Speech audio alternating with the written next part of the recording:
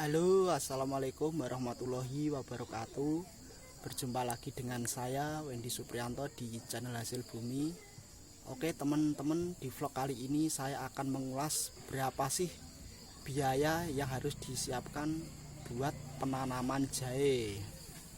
Oke teman-teman, adapun biaya yang harus kita siapkan itu tergantung berapa luas tanah yang kita tanamin. Buat pembelian bibitnya ya teman-teman, kita menyesuaikan luas tanah atau lahan yang akan kita tanami teman-teman. Misalkan lahannya luas, kita bisa menyesuaikan pembelian bibitnya, misalkan 1 kintal atau 2 kintal ataupun berapa kilo luas tanah yang kita miliki ya teman-teman. Untuk tanaman jahe sendiri ya teman-teman, itu tidak harus membutuhkan atau mengeluarkan biaya yang cukup mahal. Misalkan kita kok punyanya polybag ataupun pekarangan yang kecil, nggak masalah teman-teman. Kita tanam 1 kilo 2 kilo itu nggak masalah, yang penting kita tanam jahe. Adapun untuk pembelian pupuknya ya teman-teman, kita bisa memanfaatkan pupuk kandang atau pupuk sapi atau pupuk kambing. Kita manfaatin kotorannya ya teman-teman, itu kan gratis sekali, apalagi kalau kita punya ternaknya. Misalkan nggak punya ya kita bisa minta ke tetangga. Adapun jahe-jahe saya yang ada di belakang saya ini ya teman-teman, ini saya cukup menggunakan pupuk kandang ya teman-teman. Untuk pestisidanya ini saya membuatnya pakai tembakau.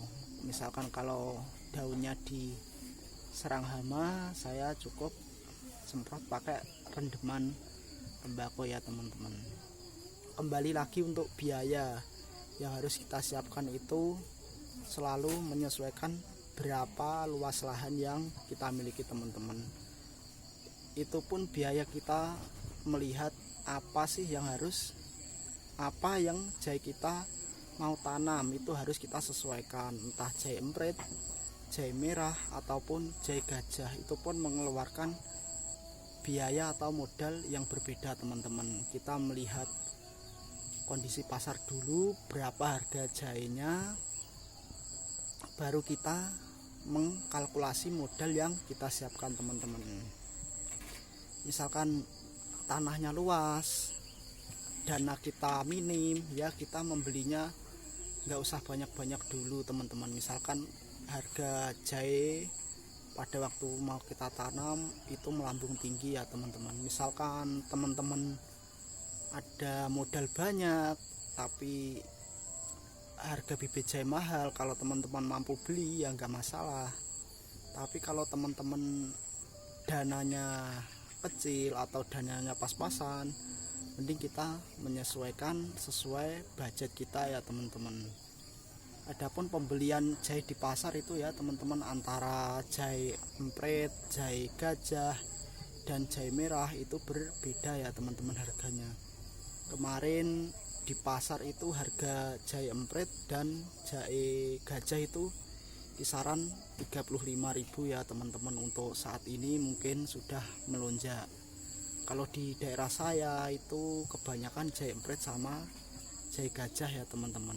Untuk jahe merah sulit didapatkan di sini. Berapa sih yang harus kita siapkan buat perawatannya ataupun kedepannya?